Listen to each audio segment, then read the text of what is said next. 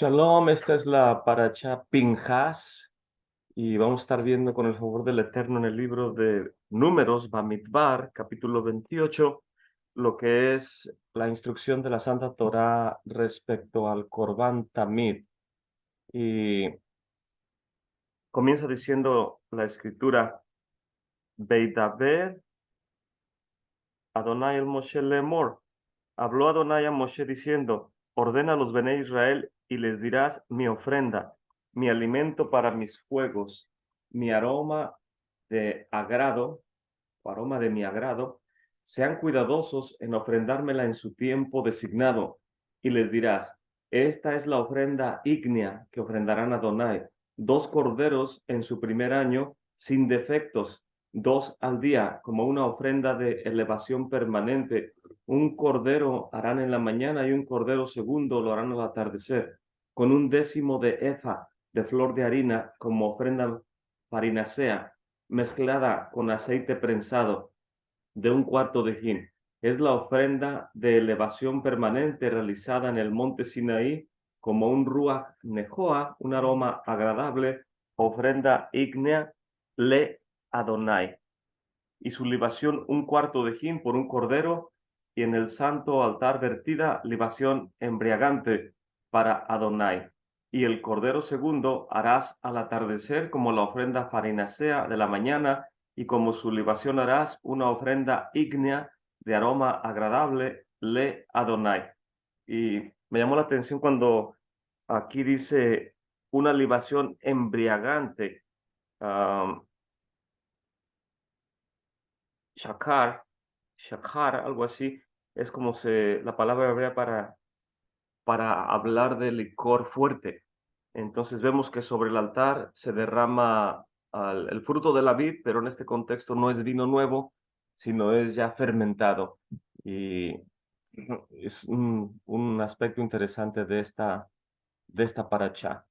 Entonces tenemos las instrucciones que nos da la Santa Torá. eh, Ordena a los Bene Israel y diles, tendrán cuidado. Sed Bene Israel beamoret alechem et korbani lehmi leishi ruach nehohi tashmuru. Entonces todas estas palabras son claves en la instrucción que nos da la Torá, que tengas cuidado, o sea, que guardes cuidadosamente trayendo el corbán del Eterno y mi alimento, mis ofrendas encendidas como un aroma agradable para mí. Y luego dice Bemodó en su tiempo señalado.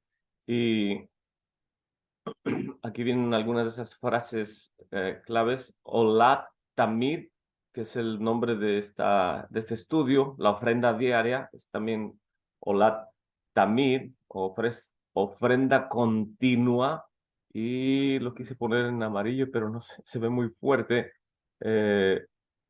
Baboker, en la mañana, y en la tarde dice Bein Haerubim, y el otro entre las tardes. Aquí es traducido como al atardecer. Y lo continúa lo que ya leímos, pero Rashi dice aquí que Corbani se refiere a la sangre puesta en el altar, y Lechmi, mi alimento, se refiere a ponerle lo que corresponde del animal, incluyendo la carne o las grasas, y Leeshi, mi ofrenda encendida, es la grasa que se mantiene ardiendo, y Tashmuró, guardarán cuidadosamente, como la palabra shomer, guardar, o guardamos o protegemos cuidadosamente, en este caso el Shabbat. Aquí también nos lo dice en el Tamir, guardarán cuidadosamente, se refiere a la nación representada por los 3 grupos, Kohanim, Leviim y los Israelim. Y Beamodó, como Moed, las festividades. Aquí está diciendo en su tiempo señalado. Y Rashi, el grande comentarista, dice cada día es el tiempo señalado para el Corban Tamid. Entonces vemos que tan solo los primeros versículos ya nos están instruyendo con claridad y con firmeza lo que es nuestra responsabilidad en lo referente al Corbán Tamid, a la ofrenda diaria que se tiene que traer sobre el altar, de acuerdo al mandamiento en la Torá, Números 28. Y aquí dice que tenemos que traer cuidadosamente tanto los Kohanim como los Leviim y como los Israelim, los sabios de Israel, Hassal, que es un acróstico para Hakamim, Tzekerenu, Leverajá, los sabios a quienes recordamos con bendiciones, algunos lo traducen también como los sabios a quienes recordamos con bendiciones, suena igual, Hakamim, Hassal, Jajamín, Sekerenu Leverajá. Y Jajamín o los sabios, Hassal, nos enseñan que la representación, en este caso, hablando del Corbán Tamid, tiene que ser por estos tres grupos de la nación de Israel, los Kohanim, los Levim, los Israelim. Y Hassal nos dice que los nombres de estas tres grupos, la primera letra de los Kohanim, la Kuf, la Lamed de Leví y la Yud de Israelim forman una palabra que es Keli, se traduce como utensilio. Y en este contexto, estos tres grupos que tenemos que guardar el misbot de traer el Corban Tamid, juntos formamos un utensilio en manos, perdón, del Eterno. Entonces, qué interesante que la nación representada por Kohanim, Levim e Israelim, cuando el rey David se le puso en su corazón construirle una casa al Eterno, voy a dejar de compartir por un instante, el rey David, le construiría una casa al Ribono Shel Olam, al creador del universo, bendito sea su nombre, y el Eterno le dio respuesta, no me construirás tú una casa porque has derramado mucha sangre, pero tu hijo, que nacerá de tus lomos, la construirá. Y, y vemos que el Eterno en el libro de Crónicas le dio las instrucciones al rey David y el rey David las comunicó a... Amén. Hay un micrófono abierto, si pueden verificar, por favor, sus micrófonos. Estoy buscando en mi libro de los Mishmarot y Mamadot. A ver si lo tengo por aquí. Pero en ese libro de los Mishmarot, creo que aquí lo tengo. Sí.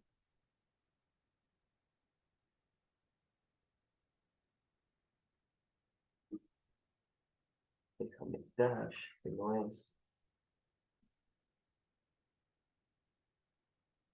Que lo encontré nada más en inglés, pero lo voy a traducir aquí del que está en inglés.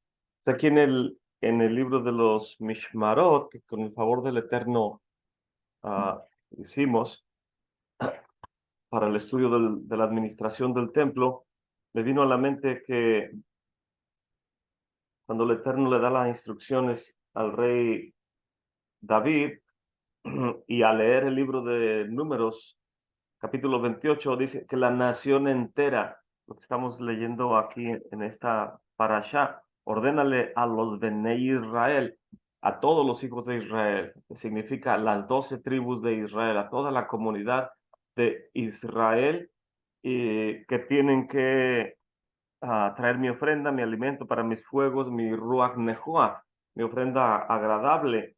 Y aquí en el Mishmarot, voy a leer en la página 7, dice Moshe inicialmente instituyó 8 órdenes sacerdotales, 4 para Eleazar y 4 para Itamar.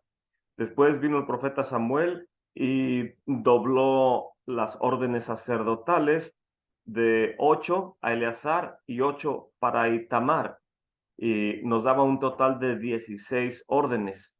Eso significa que cuando iniciamos en el Mishkan, en el desierto, solamente había 4 y 4. Y si eran solamente 8 órdenes sacerdotales al inicio, 4 para Eleazar y 4 para Itamar, quiere decir que se iban a repartir los meses o las semanas de servicio en el Mishkan de acuerdo a estas 8 órdenes sacerdotales.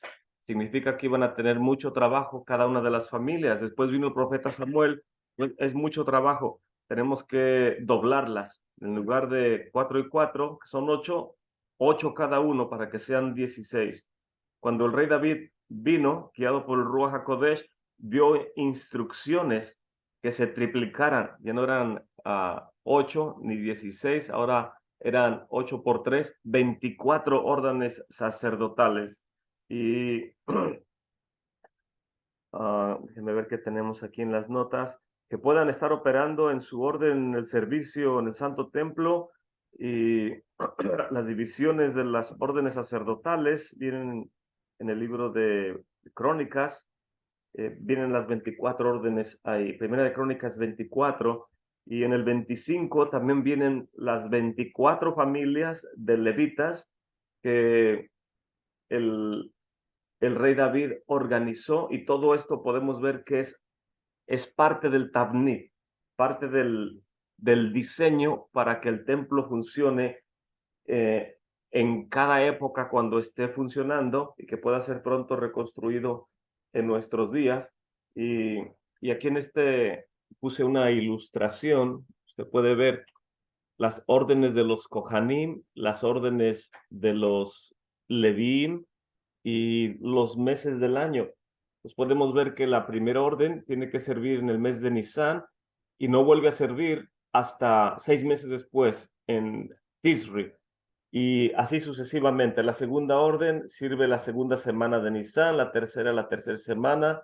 Nos dividimos el año en 6 meses para que las órdenes, las 24 órdenes sacerdotales, puedan participar una semana cada orden durante los primeros 6 meses. Y a la vuelta del año vuelven a hacer lo mismo, pero ahora en los otros 6 meses correspondientes. Entonces, esa es la manera en cómo el rey David estructuró, y, y este libro de la administración del templo es un libretito, no es tanto un libro, pero nos enseña acerca de cómo funcionaba el servicio en el santuario. Y es lo que esta paracha nos está enseñando. ¿Alguien tiene una pregunta hasta aquí, hermanos, acerca de las órdenes y guardar, que es obligación de Kohanim, Leviim e Israelim? Shalom, More. Shalom, hermano. Solo si pudiera elaborar o mencionar algo, que en las 3 convocaciones venían las 24 distritos. Sí, es verdad. En los meses del año, lo concerniente al mandamiento que ah, se le llaman los Shlosh Regalim, los 3 festivales de ascenso o de caminar. Regel significa piernas y Shlosh 3. Entonces, en los 3 festivales de caminar o de presentarse, la Torah dice que todo varón tiene que presentarse delante del Eterno y no con las manos vacías. Entonces, el Moré Yosef Bud nos ha instruido que a qué tipo de miembros de la comunidad se refiere que tiene que responsabilizarse. Y él nos comentó en una ocasión que en cuanto el niño ya puede caminar por sí solo, sin que lo tenga que estar agarrando el papá, ya puede ir a Jerusalén con su padre. Y el anciano, el varón ya de edad, mientras no necesite el bordón o pueda caminar también, es su obligación ir a la santa ciudad de Jerusalén. Entonces, los sabios de Israel nos dicen que era tan importante cumplir este misbot, que cuando llegaba Pesach, es uno de ellos, Shavuot y Sukkot, son los 3 festivales de ascenso. Todos los varones ascendían a Jerusalén. Básicamente se quedaban las casas o los viñedos, los huertos o donde tenían el ganado, se quedaban las mujeres con las hijas al cuidado de todo esto. Y los sabios de Israel nos enseñan que nunca, nunca en la historia de Israel se ha mencionado que haya venido un ladrón o alguien a molestar a las familias mientras los varones estaban cumpliendo su tarea de presentarse en el santuario. Entonces, en este contexto, lo que nos comenta nuestro maestro, hermano Pastor Gabriel, es recapitulando que en esos periodos del año, Pesaj es en Nisan, Shavuot es en Sivan y Sukkot es en Tisri. En esos meses del año era requerido que todos los varones fueran a Jerusalén, y no solo eso, que las 24 órdenes de Kohanim y Leviim tenían que estar presentes en el templo porque era un intenso trabajo de servicio. El día de ayer, en, en, uh, en nuestra congregación, eh, siempre, bueno, desafortunadamente para los hermanos de la Quejilá, les pregunto si alguien quiere compartir y son muy tímidos y no quieren, entonces tienen que escucharme a mí, y como me apasiono hablando de cosas, se me va 1 hora, 2 horas, y ya tenemos 2 horas o 3, 2 horas mínimo anteriores de la liturgia. Entonces, durante al menos otra hora o otra hora y media de estar disertando en la parachá, ya la gente está con hambre y cansada e inquieta, y con este calor últimamente ha estado la gente sudando.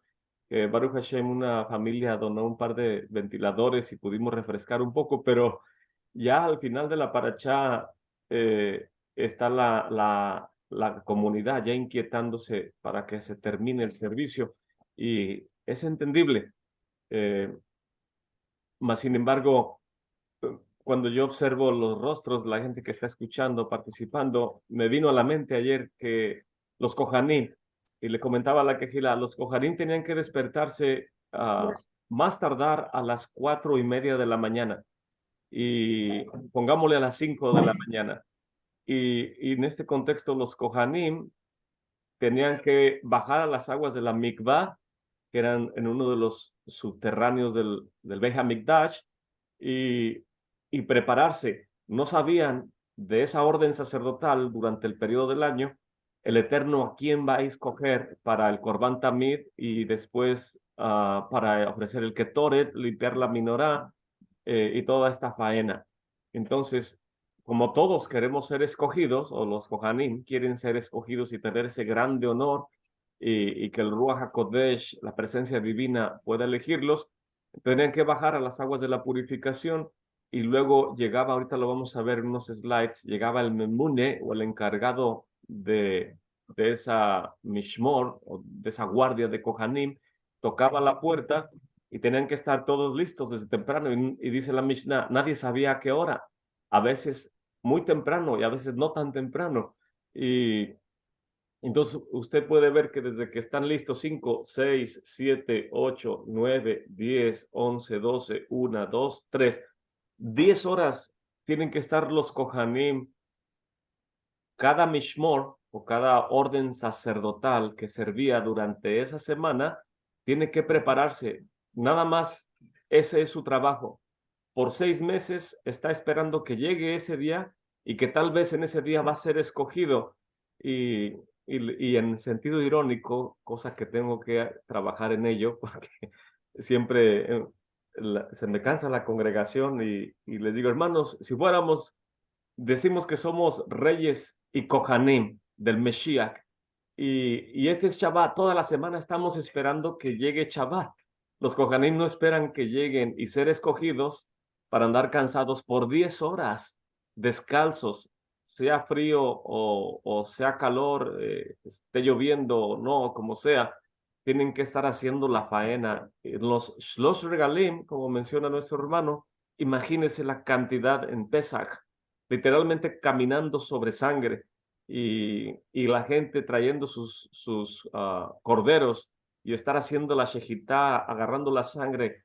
Debe ser un trabajo sumamente pesado para los Kohanim y para todos los que están en el servicio del templo. Entonces, es, no es fácil imaginarnos la magnitud de esos edificios, de la comunidad, estando en las festividades, pero eso es lo que el Eterno dijo en su Torá, y el rey David y cada generación en este caso, de los descendientes de la casa de David y de los Kohanim, lo leímos también en el libro de Jeremías, creo que capítulo 33, el jueves pasado, que el Eterno le está repitiendo la promesa que ya había hecho capítulos anteriores, de que nunca iba a faltar descendiente de la casa de David que se siente sobre el trono, y tampoco va a faltar, dice, mis Kohanim y mis Leviim.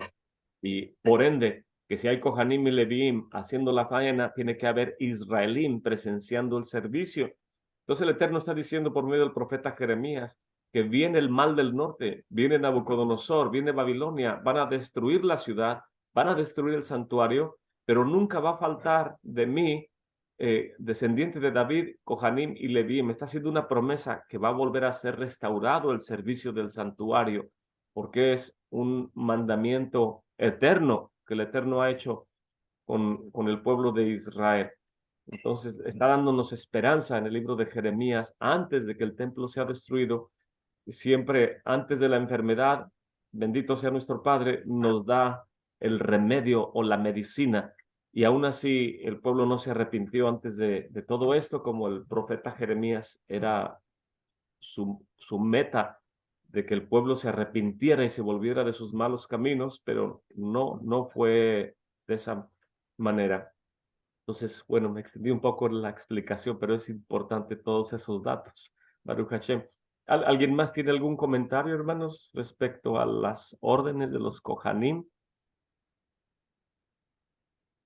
Hermano, antes de continuar, cuando usted dijo la primera parte, a mí me queda un poquito de duda con respecto a la alimentación, de que si nosotros llegamos a comer, por ejemplo, un plato de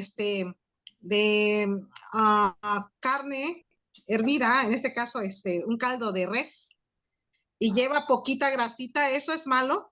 Eso es una duda que yo he tenido, pero no sé si es malo o no, o qué pasa, porque como dice que eso le pertenece al Eterno, caldo de res en verduras, un ejemplo.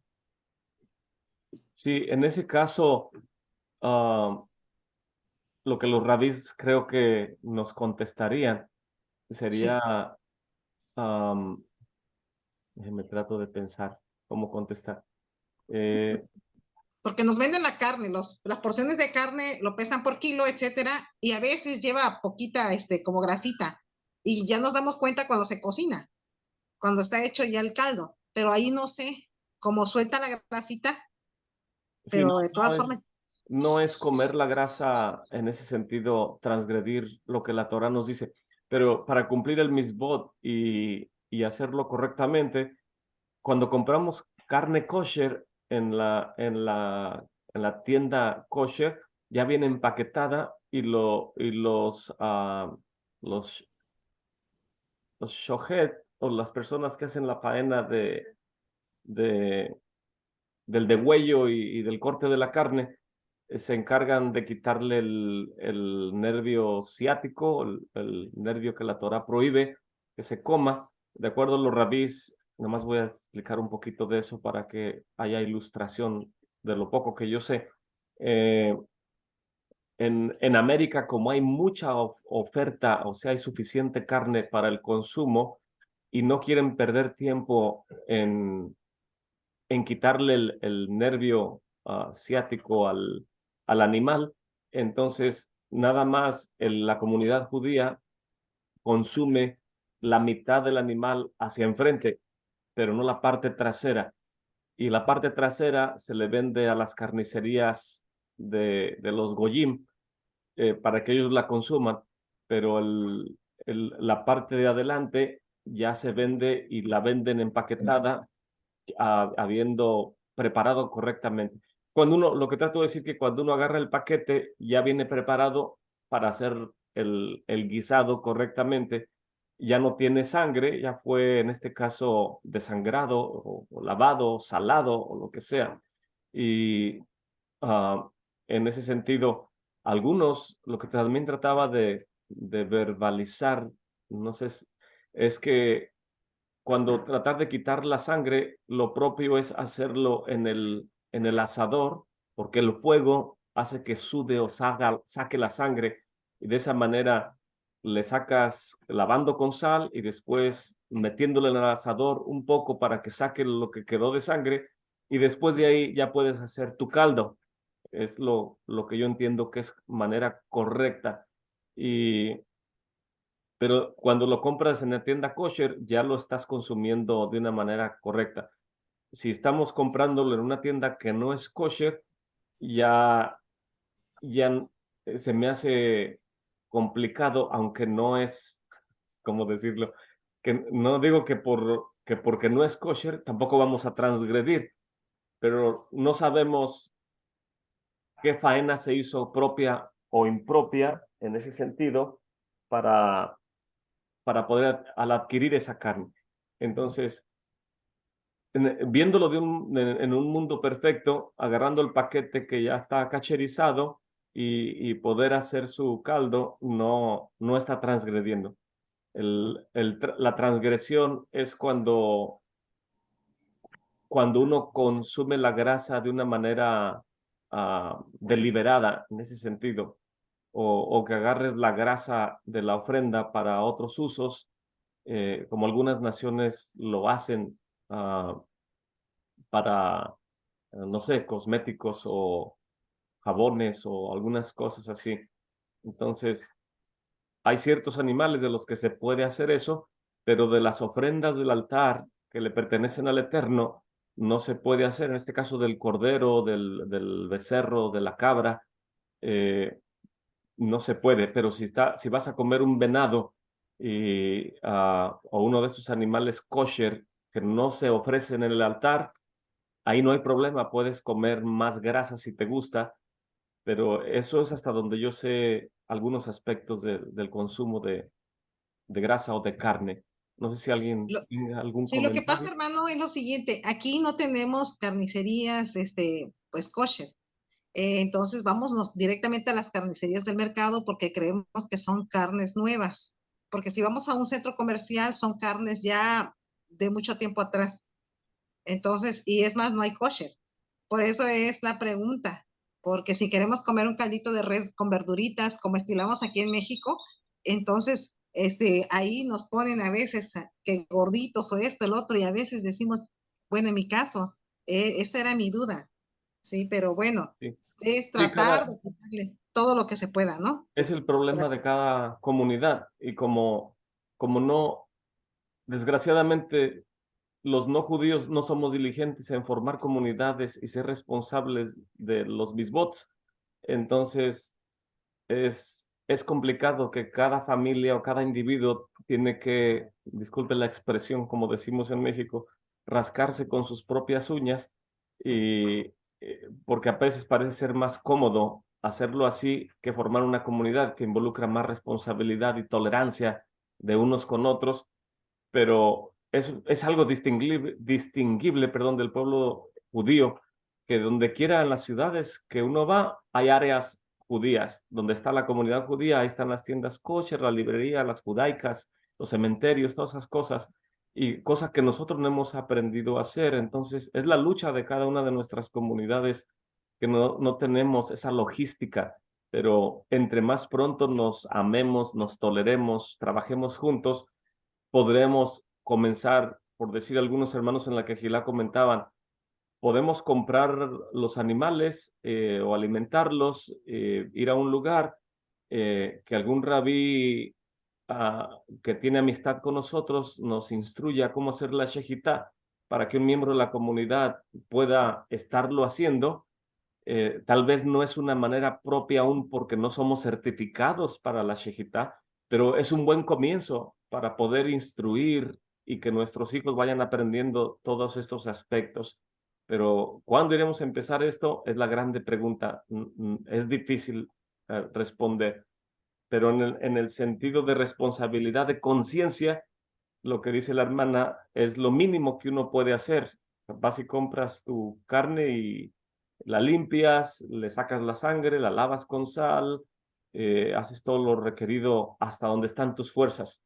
Pero además de eso, en tus fuerzas debe haber el continuo anhelo de que se forme una comunidad y no el continuo, yo sé que no es el caso de ustedes, nomás lo quiero enfatizar, y no el continuo confort o, o tener una actitud de que me conformo, de conformismo, una actitud de conformismo de decir, pues es lo más que puedo hacer. No es lo más que puedo hacer, es lo que quiero hacer hasta ahorita, pero en cuanto mis fuerzas pueda y conozca más hermanos, nos vamos a organizar. Entonces el Eterno nos ayude a todo eso. Baruch Hashem. ¿Alguna otra Gracias, pregunta, More, por la hermanos? información.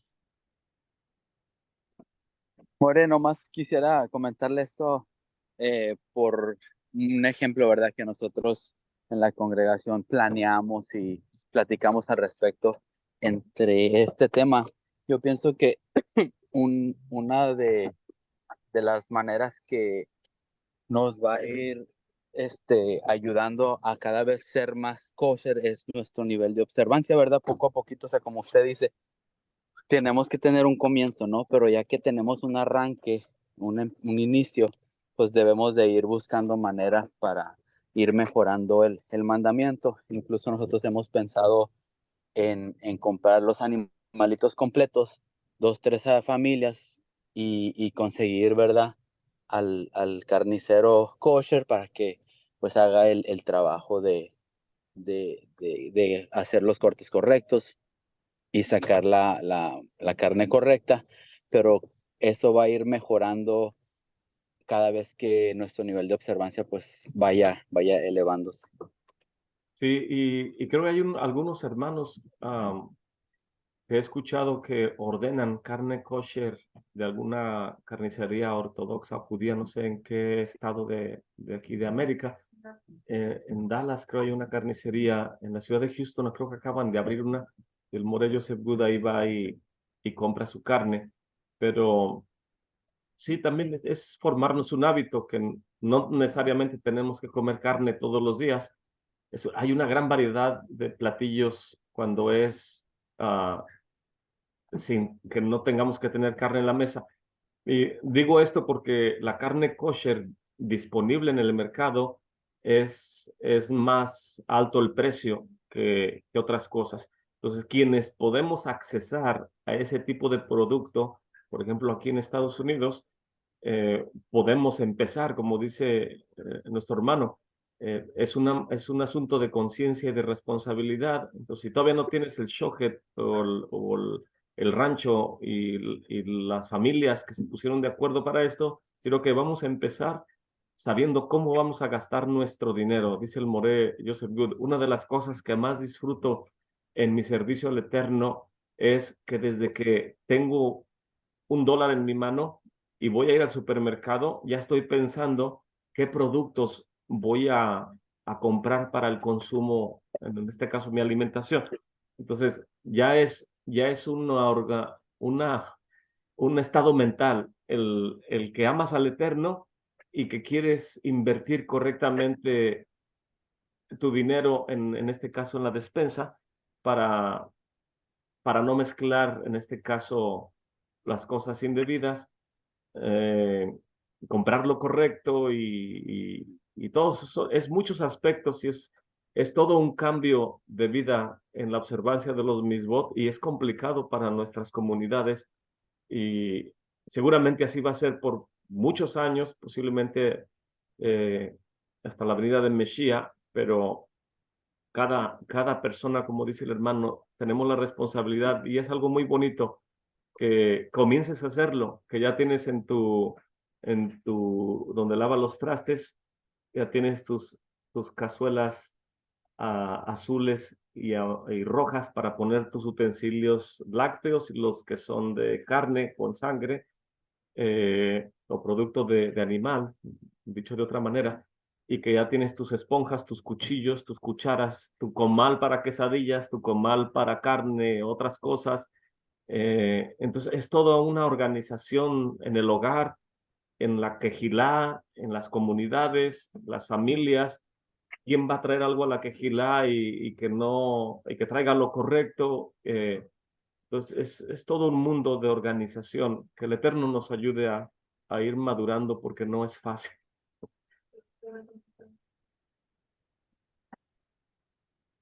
Creo que sí. Amén. ¿Algún otro comentario, hermanos, respecto a esto? Bueno, creo que del Tamid nos fuimos por otro lado, pero es importante porque es parte de nuestros retos como comunidad y en cuanto a la observancia de la Torah.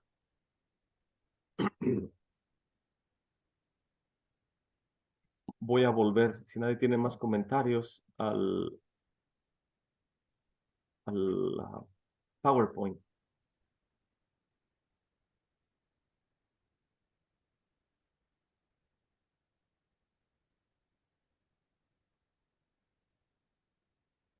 Entonces aquí tenemos una ilustración del Corban Tamid que antes del degüello se tenía que ir al corral del Beit HaMikdash y se le daba a beber agua en uno de los utensilios. Había 93, si no me equivoco, utensilios en el cuarto de los utensilios, valga la redundancia, y los Kohanim tenían que ir a sacar de ahí todo lo que eran las palitas para las brasas del altar para el incienso, con el que se limpiaba la minorá y todos estos utensilios. Uno de ellos es un recipiente de oro en el cual se le daba agua al Corban Tamid, porque de acuerdo a la Mishnah, si se le daba agua antes del degüello, antes de la shejitá, era más fácil desollarlo, quitarle el cuero y cortar las partes, todo esto. Es parte del servicio diario. Pero cómo comenzaba el servicio en el santuario, desde muy temprano los Kohanim dormían en el Beit Hamoked, en la casa de la flama, porque había un fuego ahí con el cual se calentaban, pero ahí estaban durmiendo y tenían que levantarse muy temprano, bajar a las aguas de la purificación, estar listos para cuando llegara el memune, tocar a la puerta, ya tenían que estar preparados. En cuanto venía, echaban las suertes, se reunían todos alrededor del encargado y el encargado le iba a decir que el Eterno le va a poner en su mente un número X, 20 o 50 o 35 o 12, cualquier número, y que cuando él diera la señal tenían que levantar ya sea el dedo índice o el dedo medio, pero nunca el dedo pulgar, ni los otros, ni el anular, ni el meñique. Entonces, cuando él daba la señal, los Kohanim levantaban su mano y él escogía uno de ellos y le decía, descúbrete. Y tenía que quitarse este gorrito que utilizaban en el Beit HaMikdash. Y el Moré Yosef Good, cuando le pregunté que mucha gente pregunta que si el uso de la kipa es bíblico o estoraico o rabínico. Y el Moré Yosef Good dice, no sabemos, todas las enciclopedias y la información que hay nos dicen que es rabínico porque no tenemos un texto acerca de ello. Dice, pero lo que se ha encontrado, y esto dijo él, me lo enseñó el rabí Haim Richman del Instituto del Templo, que en el libro que se llama el Megilat Hamikdash, el pergamino del templo que encontraron en los rollos del Mar Muerto, ahí la comunidad que escribió esto desde tiempo muy antiguo, creo que desde antes de Yeshua, ya describe ahí que los Kohanim, al descubrirse la cabeza, tenían que traer una kipa y era de color tejelet. Y cuando el memune o el encargado de la mishmar, de la orden sacerdotal que está haciendo el servicio en esa semana en particular, señalaba a alguno de los Kohanim que se descubriera, si no traía su cabeza cubierta abajo de este gorrito, era sentencia de muerte, estar pisando área santificada sin cubrirse la cabeza. Entonces el Morello Según dice, vemos ahí que desde antes de Yeshua ya había esa práctica de que los Kohanim tenían que tener su cabeza cubierta y de ahí se fue desarrollando en lo que hoy conocemos como la kipa o la yarmulka. Yarmulka, que se traduce del arameo Jirei Malka. o temor del rey, temor al cielo. Y entonces el Memune hacía la señal, escogía al Cohen que iba a ser elegido para la primer tarea, es quitar las cenizas del altar. Y aquí se escogía quién de ellos lo iba a hacer. Después salían los Kohanim, se dividían en dos grupos. Sabemos que el Beit HaMoked en esta ilustración está en la esquina noroeste, contrario al Monte de los Olivos, hacia la ciudad de Jerusalén.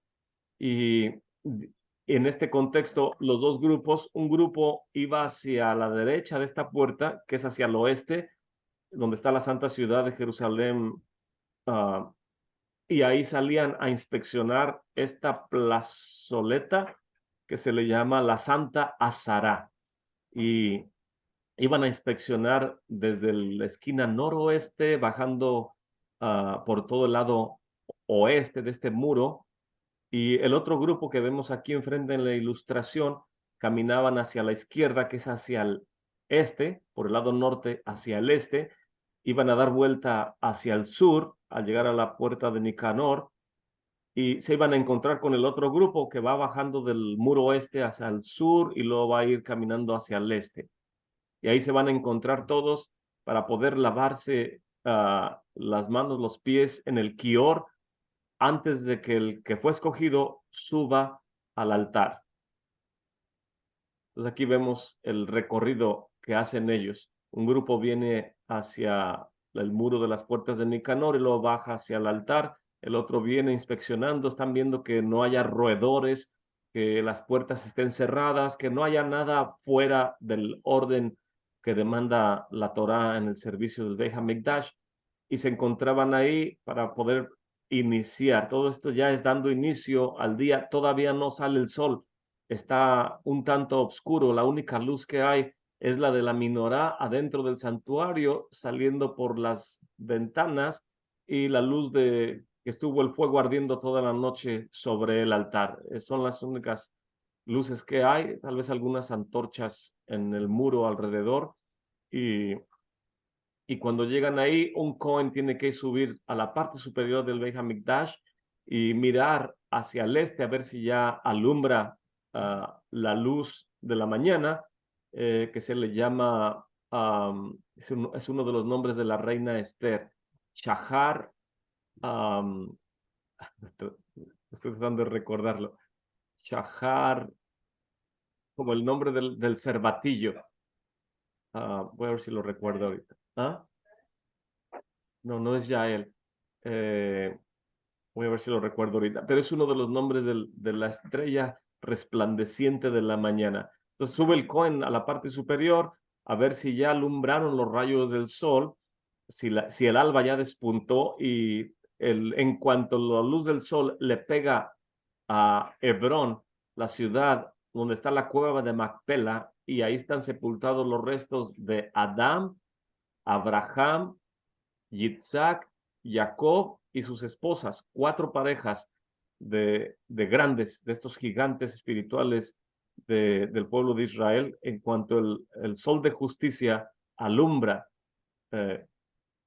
estoy refiriéndome a uno de los apelativos de Mesías, pero el sol físico, cuando está alumbrando Hebrón, entonces le preguntan los que están abajo, ya alumbró el sol a Hebrón, y, y ya él contesta a Barcay, que ya alumbró el sol allá. Entonces esa es la señal para que continúe el servicio. Mandan a que agarren un cordero que también está en la cámara de los corderos, en el Beit HaMoked, donde duermen los Kohanim. Van y seleccionan uno que ya fue inspeccionado la noche anterior, nuevamente se vuelve a inspeccionar, que no tenga ningún defecto, no le haya ocurrido algo durante el transcurso de la noche, y cuando ya lo escogen, lo sacan para poder traerlo al área del degüello, que es al norte del altar. Aquí vemos que es puesto sobre uno de los aros y ahí se le va a hacer la shejitá. El cordero tiene que estar mirando hacia el santuario, hacia el lugar santo, lugar santísimo, cuando le están haciendo el degüello. Y tenemos otra ilustración que por cierto esta ilustración no nos muestra que sea el segundo aro. El segundo aro es este que está a un costado del Cohen, y, y aquí en esta ilustración lo están poniendo en el primer aro, lo más cercano al santuario, al norte del altar. Pero nada más es un punto que quería señalarles para que podamos identificar el segundo aro, donde la Mishnah nos dice que tenían que poner al corbán de la mañana, y en el aro contrario hacia el este, hacia la puerta de Nicanor, es donde se hacía la faena del corbán tamid en la tarde. Por la mañana el sol que sale en el este le pega a este aro, y en la tarde cuando el sol se cruza hacia atrás del templo, aún está alumbrando, más tardar a las 3 de la tarde, y cuando la luz del sol está alumbrando este aro que está aquí, es cuando se hace la ofrenda de la tarde, o Bein Hairubim, entre las dos tardes. De acuerdo a la halajá, creo es más tardar a las 3 de la tarde.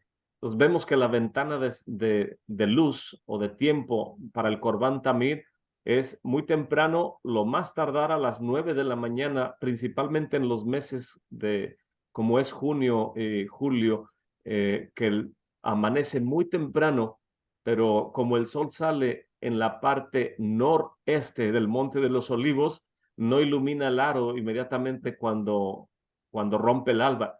Se tiene que esperar a que se eleve el sol para que empiece a ponerse más arriba el área del santuario, y de esta manera iluminar. Mientras que en los meses como en Tisri, que es entre septiembre y octubre, o en Pesach, que el sol en estos dos festivales, en Pesach y en Tisri, sale justamente en el este, enfrente de la puerta de Nicanor.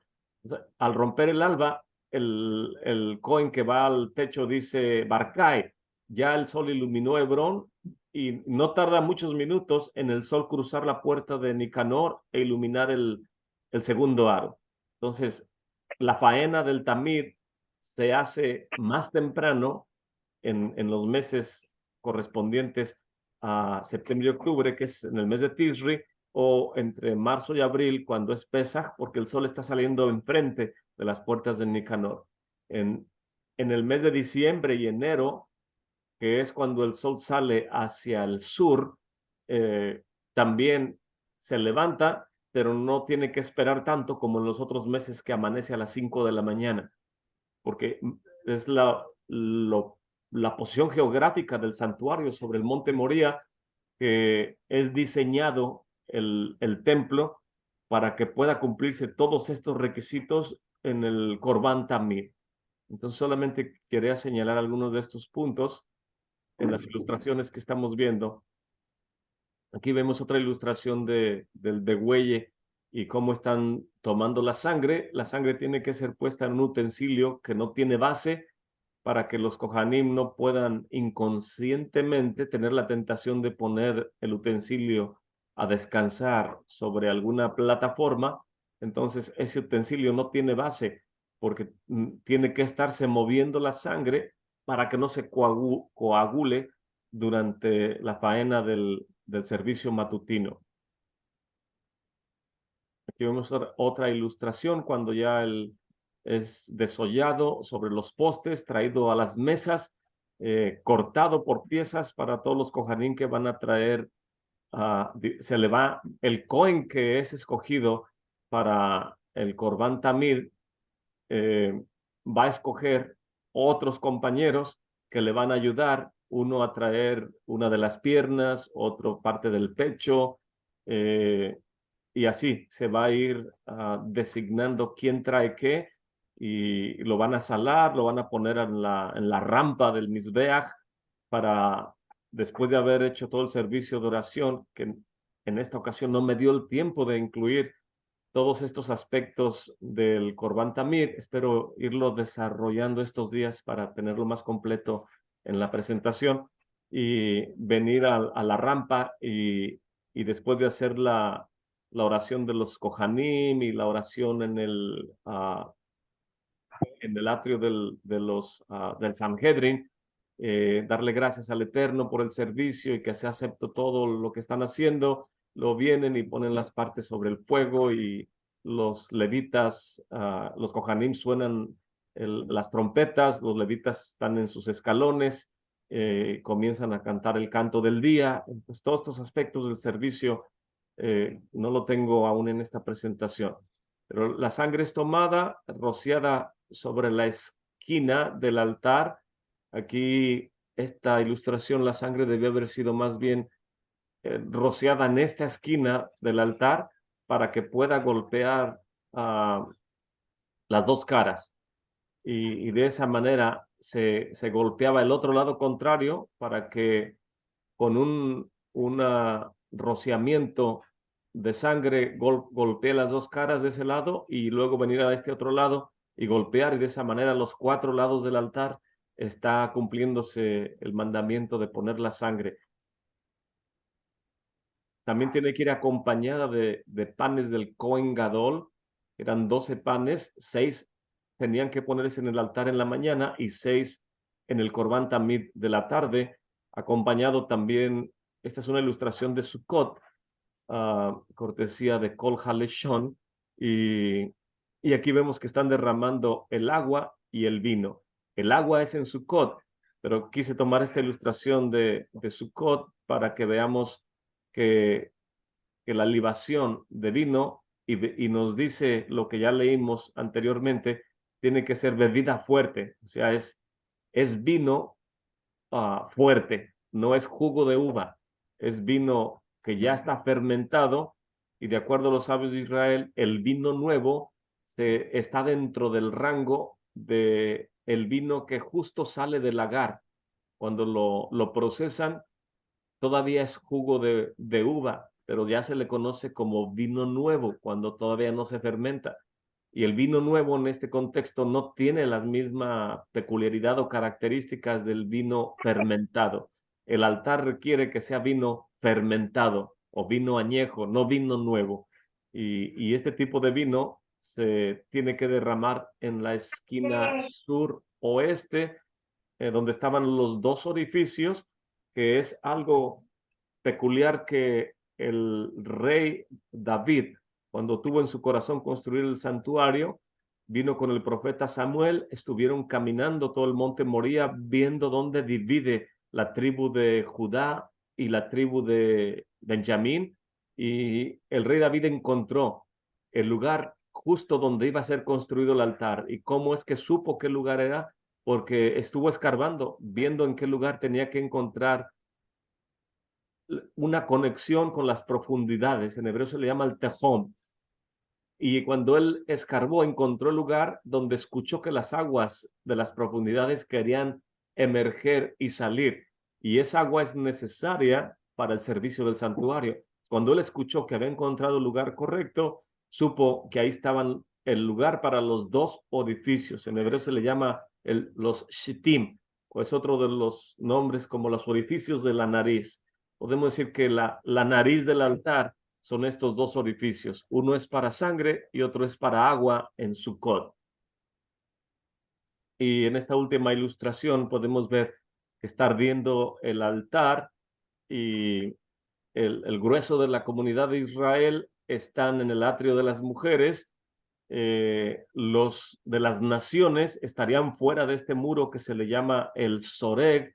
No pueden pasar adentro del Soreg la gente que no es de Am Israel, del pueblo de Israel, y las mujeres y los jóvenes, las jovencitas, o el grueso de la población en el atrio de las mujeres, quienes traen sus ofrendas después del Corban Tamid, quien trae su ofrenda de acción de gracias, su harina, su ofrenda por transgresión o por culpabilidad, etcétera, va a venir a la parte sur, que son las ofrendas de menor santificación, y si trae ofrendas de mayor santificación, tiene que ir con su animal o con su harina, lo que tiene que traer en la parte norte, y presentarse delante de los Kohanim en esa área.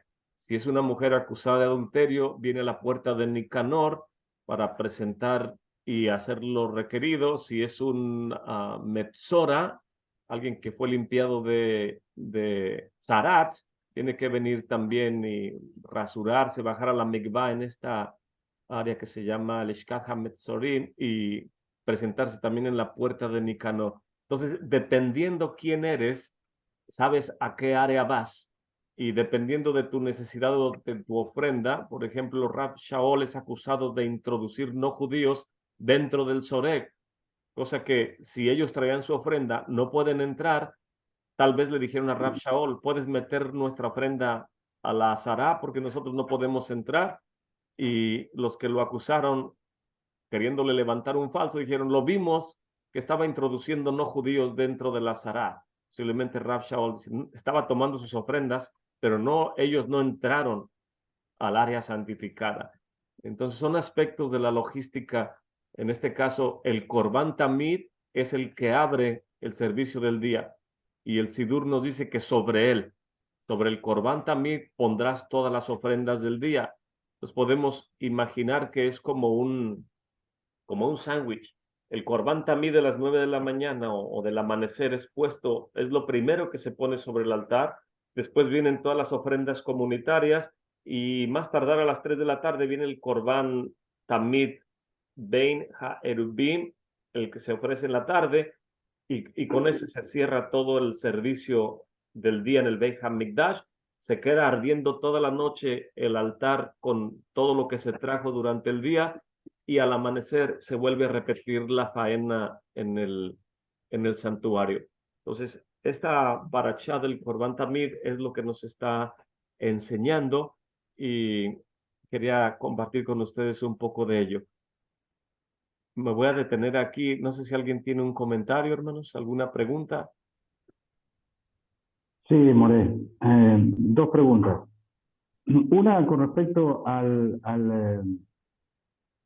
que se designa como el gallo. ¿En qué momento de esa circulación alrededor del templo para ver si había cosas raras, en qué momento sale esta persona y dice que vengan a la faena los Kohanim, los levitas y los israelitas?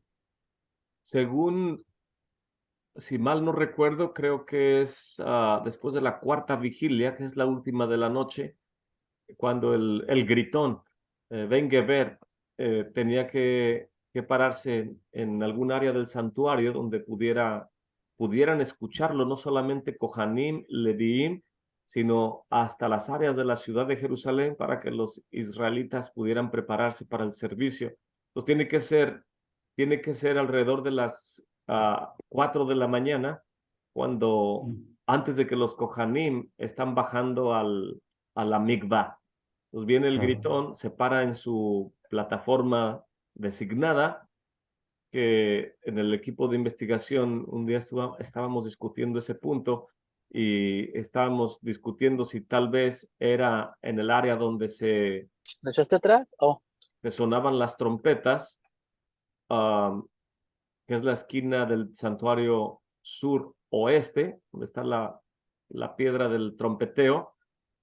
Esa era una de las opciones. El More Joe decía que tal vez podría ser arriba del pasillo superior donde está la puerta de Nicanor, en alguna de esas áreas, para que se pudiera escuchar en Jerusalén y en todo el templo. Entonces el gritón se paraba y decía Kohanim a su faena, Leviim a sus escalones, que se llama el Duhan, e Israelim a presenciar el servicio. Y de esa manera se anunciaba. Entonces, eso es lo que yo personalmente distingo. Voy a ver qué más puedo encontrar y se lo envío en el chat. Ok, gracias, More. La otra pregunta era, con lo que usted hacía referencia a las ofrendas también de la mañana y la tarde. ¿Quiere decir que la ofrenda también de la mañana no se quemaba, sino se hacía después, a lo último, cuando se juntaba ese sándwich, como usted dijo?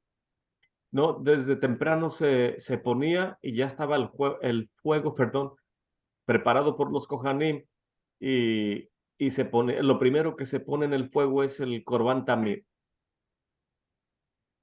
Y después de que se pone el Corban Tamid, todo lo que lo acompaña, en este caso el Ah. vino, el canto de los levitas y la ofrenda de harina del Cohen Gadol y todas estas cosas.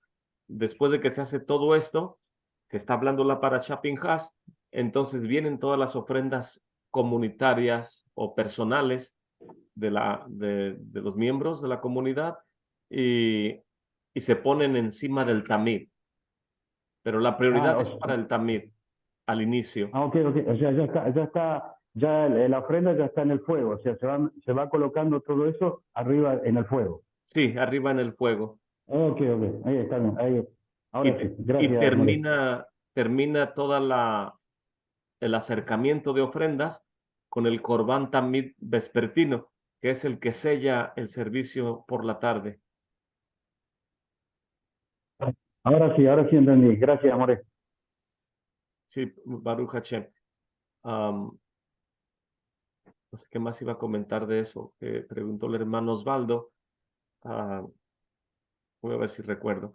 Pero ese es básicamente la logística del Corbán Tamid durante cada día en el Beit HaMikdash. Me voy a detener aquí.